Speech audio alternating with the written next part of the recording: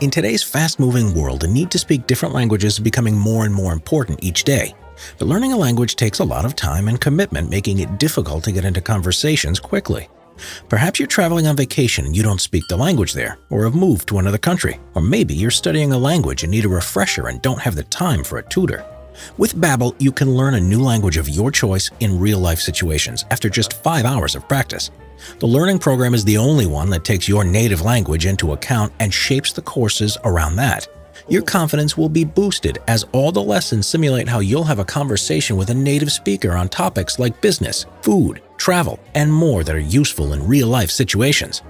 These lessons are just 10 to 15 minutes, making them easy to fit into your busy life. Get Babbel in seconds by clicking the link in the description below. Sign up today for a 3-month subscription and get 3 months extra for free. How did these warriors continue to fight when shot? The Juramentados, the suicidal warriors of the southern Philippines, 1899 to 1913. The Filipino-American War that lasted from 1899 to 1902 was an insurrection by Philippine nationalists against their recent occupation by American forces.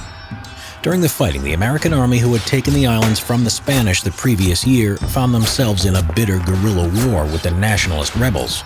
But worse was to come when they came up against the hostile Moro tribesmen in the south of the country. For their warriors, called Juramentados, which meant oath-takers in Spanish, were devout fanatics. These fearless warriors carried a distinct-shaped dagger called a kris into battle with a sharp, wavy-edged blade, which at close quarters could be used to devastating effect. Alongside this, they also armed themselves with campilan swords, spears, arrows, bayonets, and muskets. In battle, the tribesmen wore robes and turbans and seemed to be unstoppable to the Americans at first. At the time, the U.S. Army's standard sidearm was the Colt M1892 38 caliber 6-shot revolver, which appeared to have little effect on these charging berserkers. Sometimes it would take up to a full cylinder of 6 shots from one of these revolvers to take down one of these warriors, but before they did, they would already be close enough to kill at least several members of the U.S. patrol they were ambushing. Before battle, the Moro tribesmen ritually bound their bodies in tight strips of cloth. This had the effect of slowing down blood loss when wounded in battle, allowing them to kill as many of the enemy before they finally died of their injuries. For the Juramentados saw their attack on the enemy as being a sacred duty and expected it to end in their own deaths, seeing it as their road to paradise and salvation. They combined this with recreational drugs to inhibit the sensation of pain. This altered their state of consciousness, which turned them into an almost unstoppable frenzy.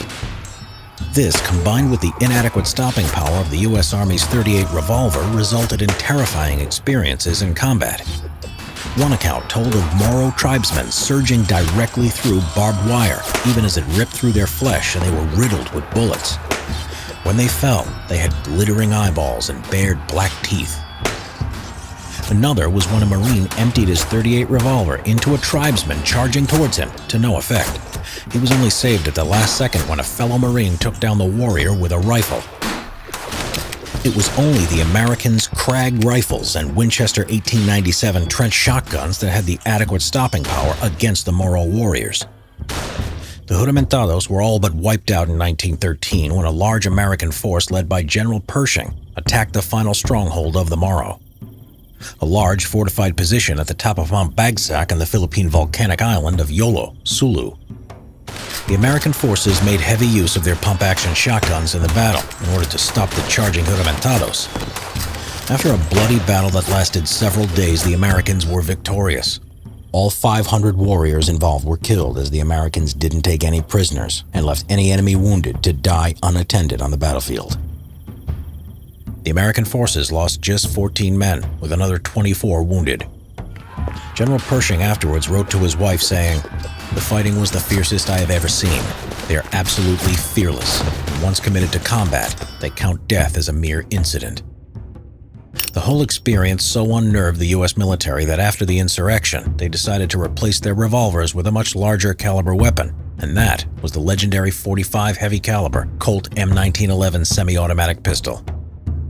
A weapon that was said to be powerful enough to stop a horse and proved so reliable and effective that it stayed in frontline service for 75 years with the U.S. Army and the U.S. Marine Corps.